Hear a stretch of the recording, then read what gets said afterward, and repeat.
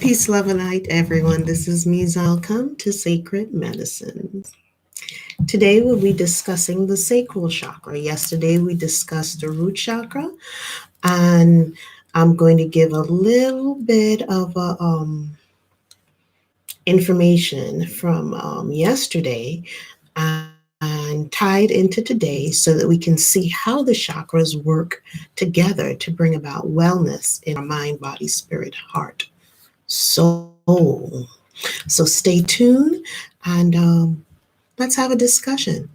So, subscribe to the video and give it a thumbs up if you enjoy this message. So, peace, love, and light. Let's go.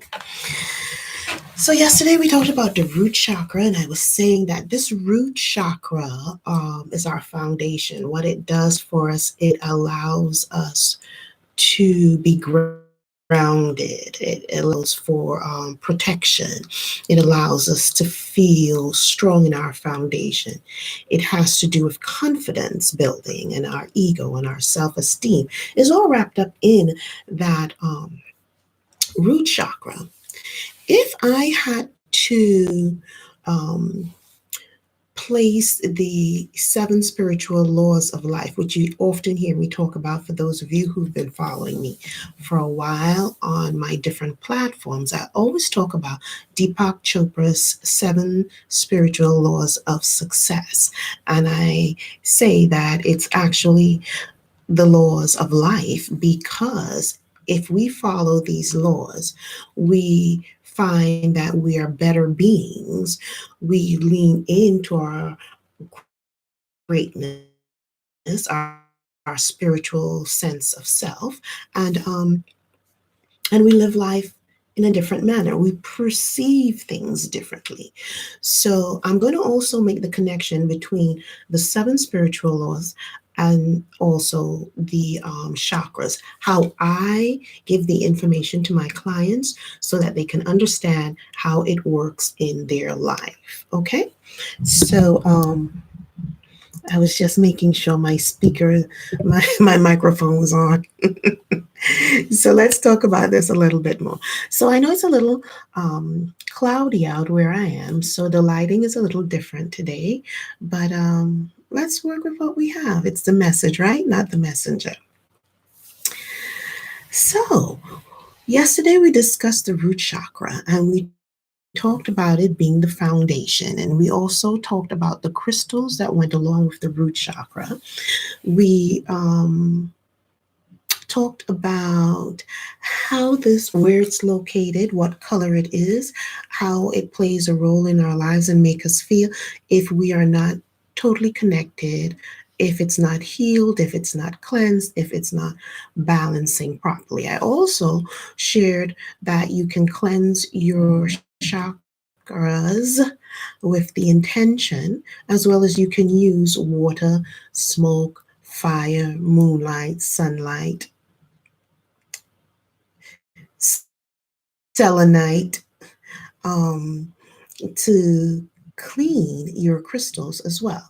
So today, if I had to clean all crystals at once, I have my crystal bowl and I place them in my crystal bowl and I either move it to the windowsill or I put it in where my other bowls are and I play sound therapy, crystal music, and it also cleanses crystals. Keep in mind that it is also the intention behind what you do when you're working spiritually that brings about that outcome that you're looking for. Okay?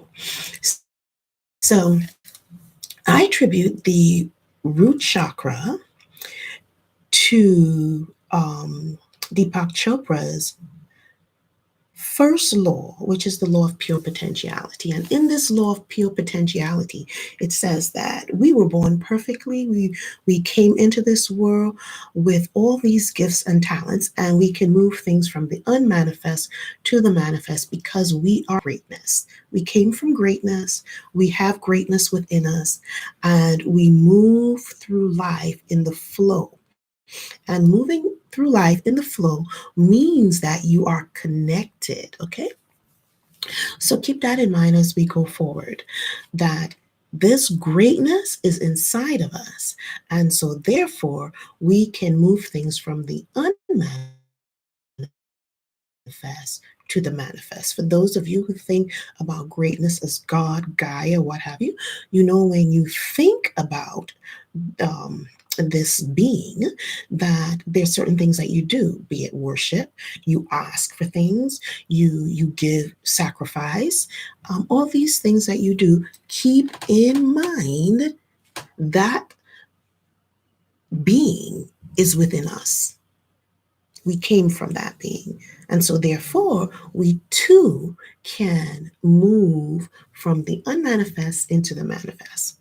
So, the root chakra and the law of pure potentiality connects nicely because it says in the law of pure potentiality, if we stay grounded, if we stay in the here and now, if we use our self referral, which means strengthen self referral instead of object referral, we are able to create, and we're able to let go and detach from objects, because we know that we are able to create even bigger and better. So, with the law of pure potentiality, because that greatness is in us, we can do these things. So, I kind of skipped around a little bit. So, let me start that from the beginning. So, these seven spiritual laws are one, and I have them written here somewhere. Let me make sure, because I want to give it to you in order. Okay, so we have, okay, here we go. We have the law of pure potentiality, which is the first law. Then we have the law of giving and receiving. And this law is both giving and receiving, and not just giving. And the reason I am giving that information is because a lot of times people will say to me when they come into therapy, when I give, I feel so good, but I'm not good at receiving. This law states that you have to be able to both give and receive, because it is one thing, in order to get those gifts that's given um, to this, to the being who is doing the exchange. Okay, so you have to be able to give and you have to be able to receive.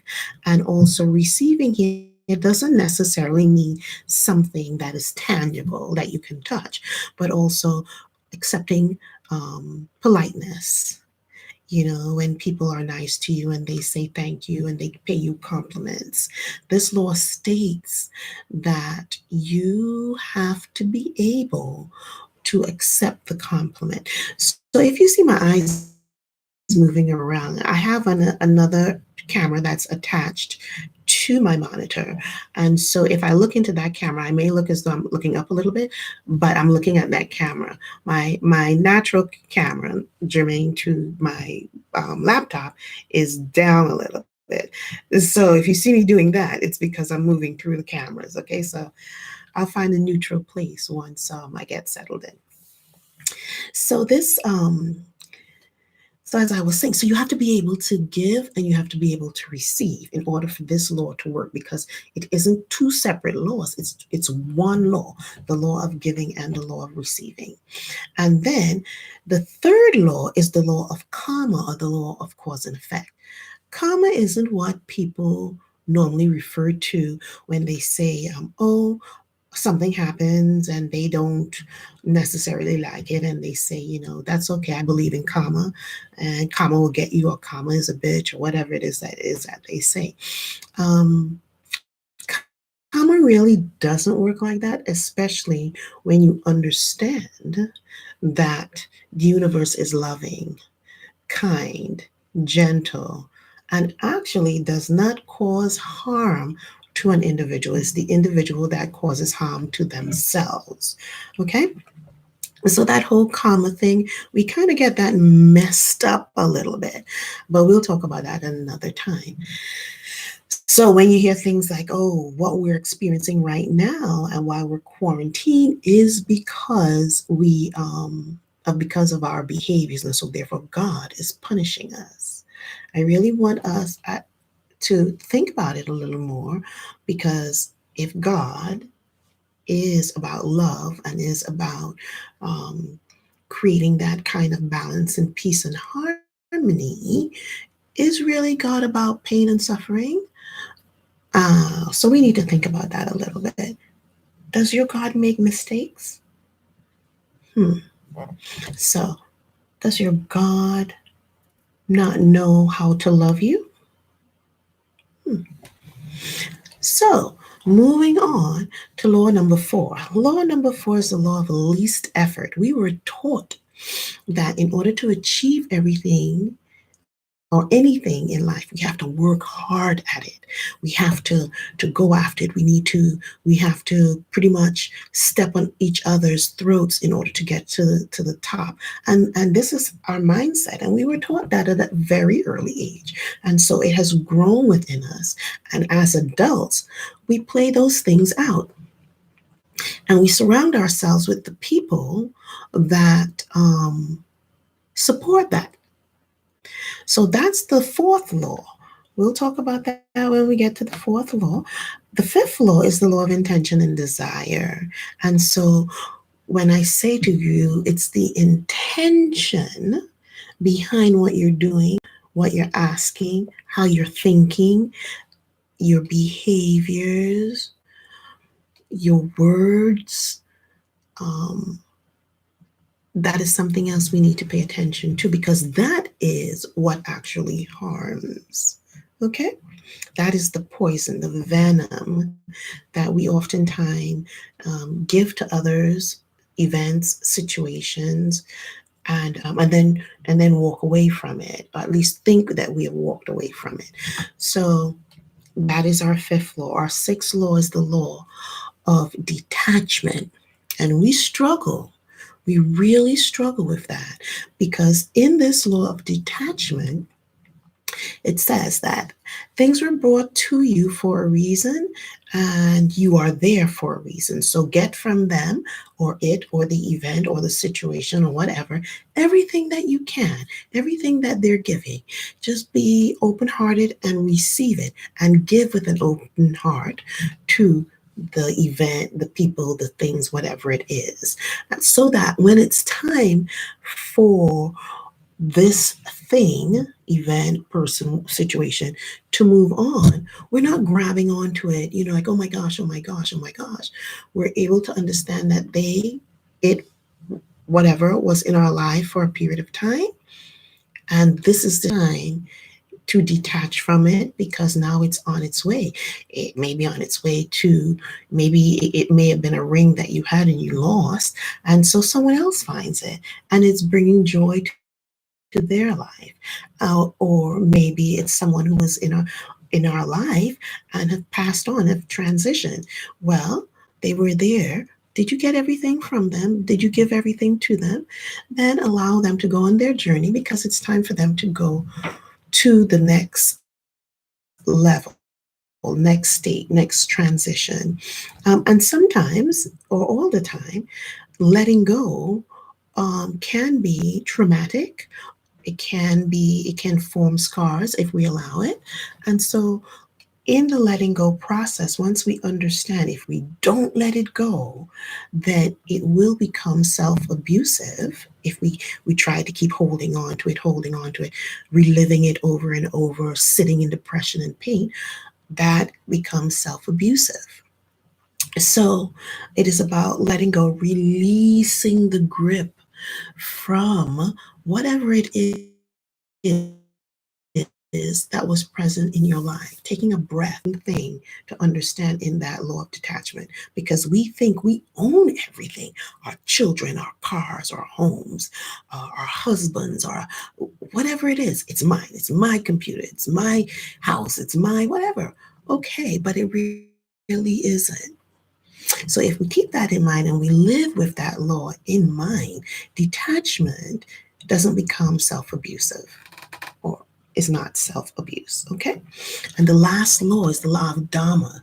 The law of Dharma, or the purpose in life. What is your purpose in life? And your purpose in life at age 16 is different from your purpose in life age 36, age 56, age 76. It, it, it's very different. And when I first started, I thought there was one purpose in life, and that is what you go after. So, therefore, because I enjoyed movement and I enjoyed dance, I thought that's what my purpose in life was. I needed to find something to do that would express this and heal others, or be a part of someone's life in that certain way. Maybe dance therapy, the creative arts, what have you. And I pursued that. Later, as I grew in spirituality, I found out that it wasn't that. My purpose in life is service to others, period.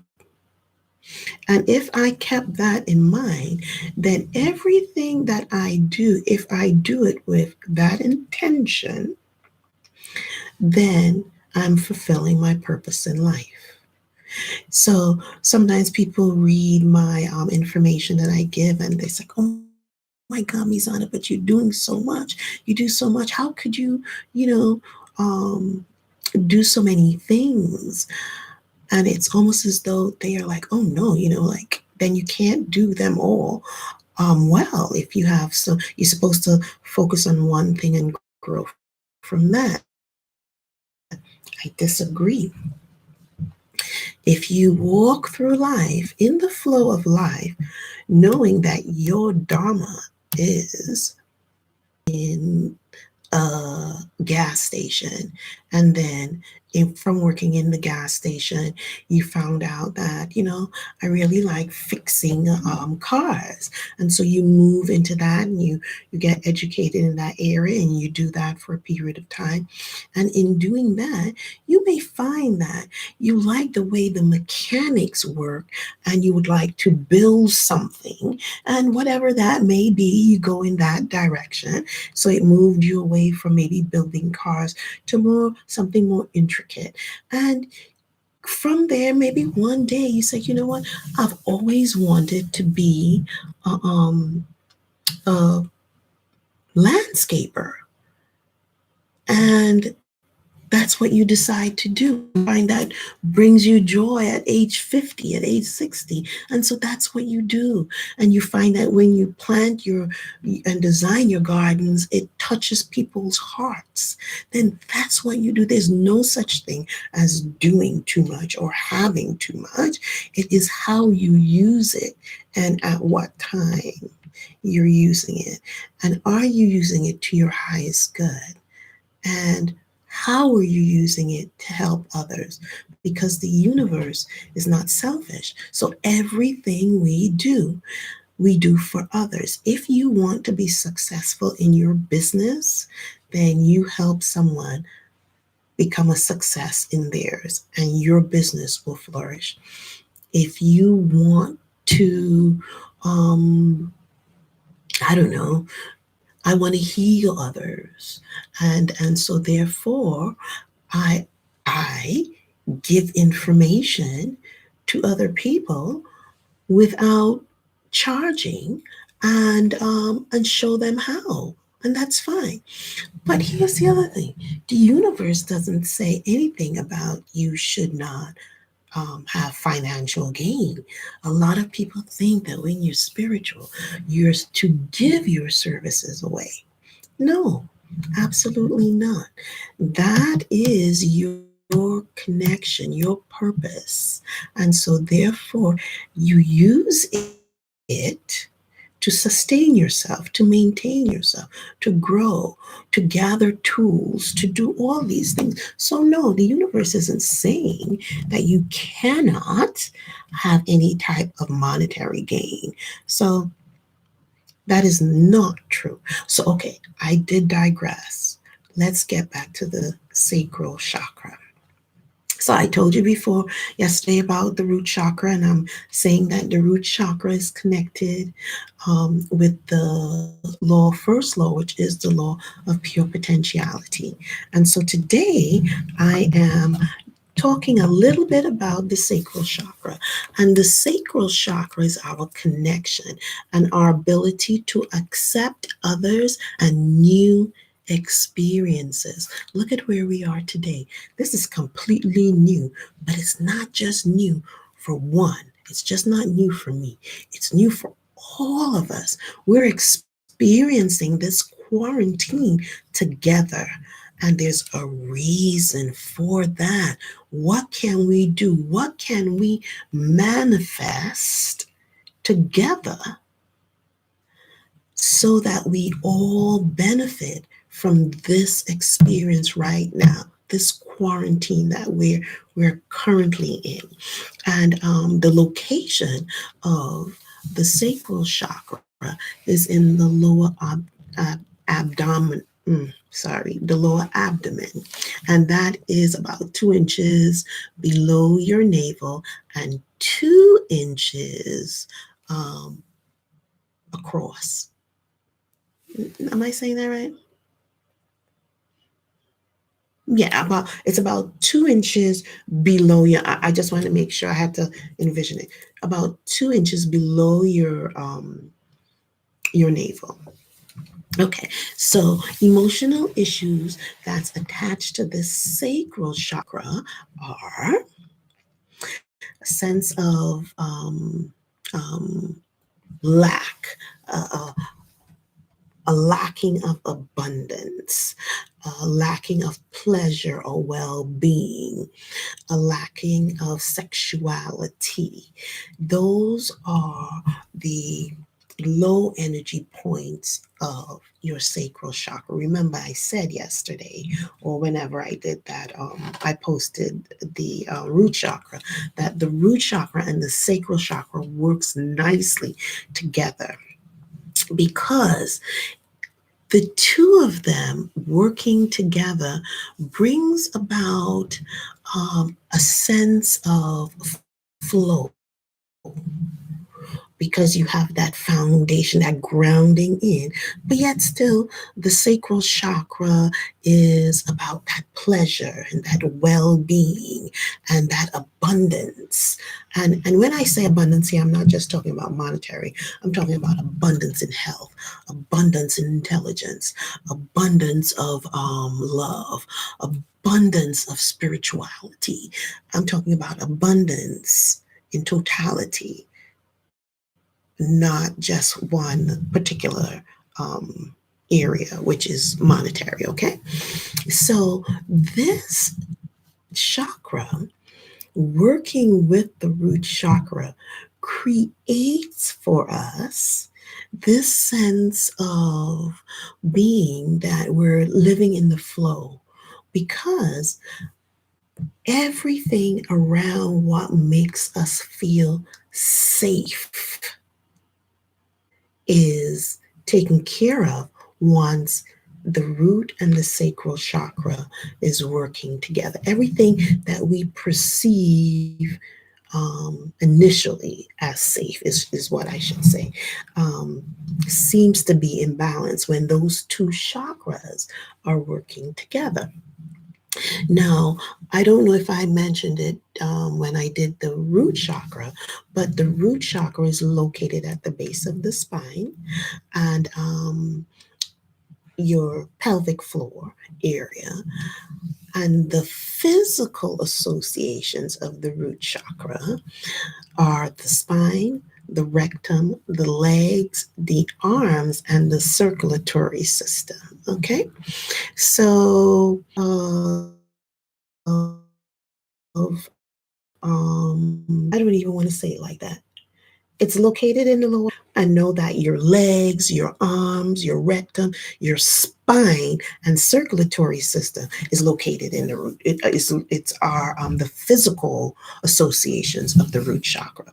With the sacral chakra, the physical association is the reproductive system, the ovaries, the kidneys, the bowels, and your immune system.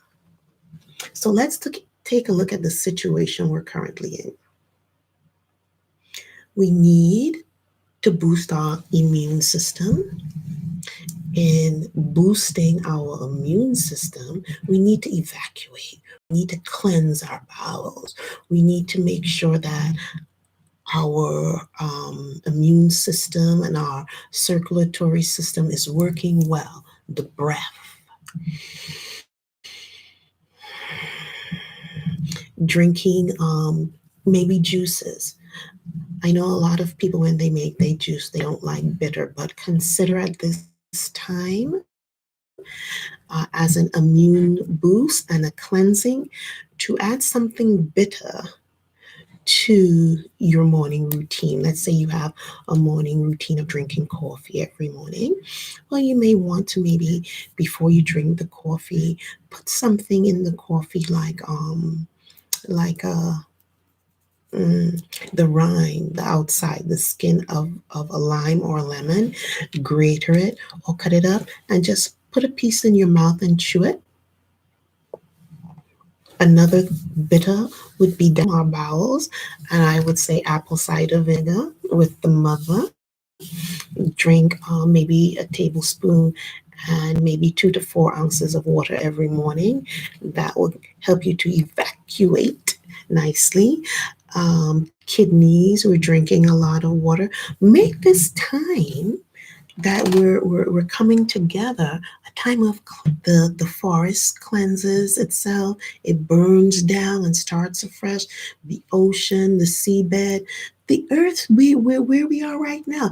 This is our cleansing. We've done a lot to um, dig up stuff that was not meant to be dug up. We threw stuff in the earth.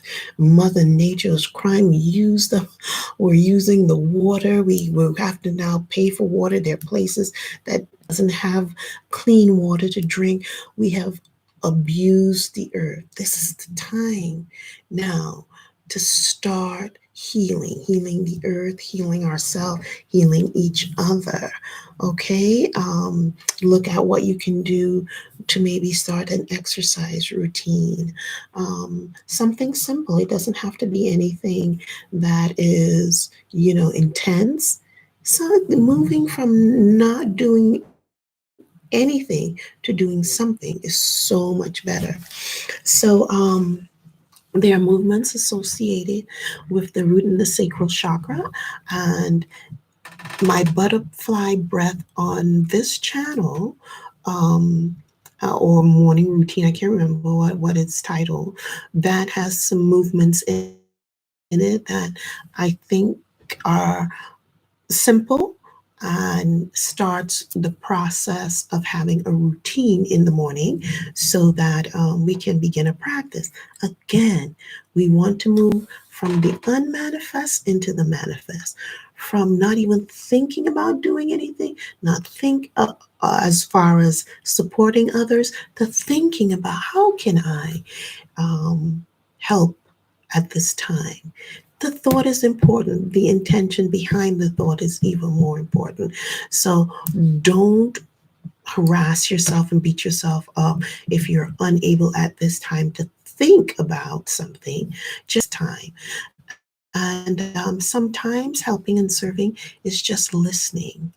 I mentioned in my sacred medicine video, um, what are sacred medicines? And one of the things that I mentioned is listening to others, sending prayers. People don't need to know that you're doing these things, but you write a list, and when you're giving your thanks in the morning, you call the names of individuals who you know or who you don't know who are in need of prayer, for individuals who are suffering.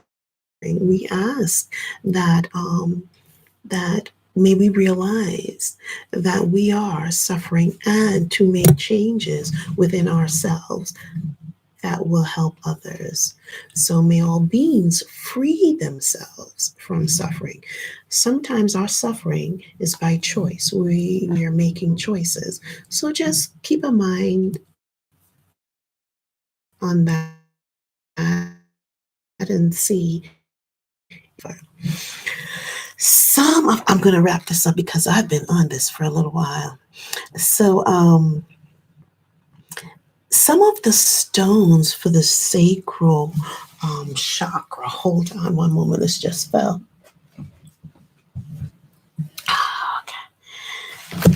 So, some of the stones for the sacral chakra would be, first of all, the sacral chakra is the color orange. And so, cleansing and clearing and balancing is the same as with the root chakra. And it could be something as simple as you wear orange with the intention to balance and clean that chakra, and so you may wear orange underwear. You may place a carnelian stone in your locks and wrap it up. um, and here is also colors for the carnelian. Remember, I said in my last video on the root chakra that sometimes colors, depending on what school of thought you're coming from, or, or school of training, what colors are what colors. And so, pretty much everyone talks about the sacred chakra using the color orange, but you can also use the color blue, green, and light brown. So smoky topaz that I use for the root chakra, you can also use it for the sacral. Keep in mind those two chakras work nicely together. Stones, how you can use stones in this with the sacral chakra could be for creativity, because it is a chakra for creativity as well as the solar plexus. Creativity, cleansing. Again, these chakras work together. It's about balancing the system. So, for intuition, for sexuality, for reproduction, desire, and for emotion. And stones, specific stones, or some stones that you can use would be amber, carnelian, fluorite, tiger iron, and I don't know. Well, you guys can always research that, but also tiger's eye, so tiger iron, and also tiger's eye, as well as turquoise, and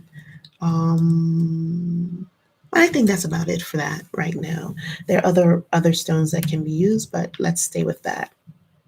Cleansing is the same. Wearing them, it's the same.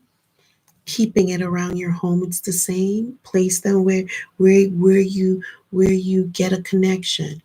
Make the stone your own. Listen to what it's saying.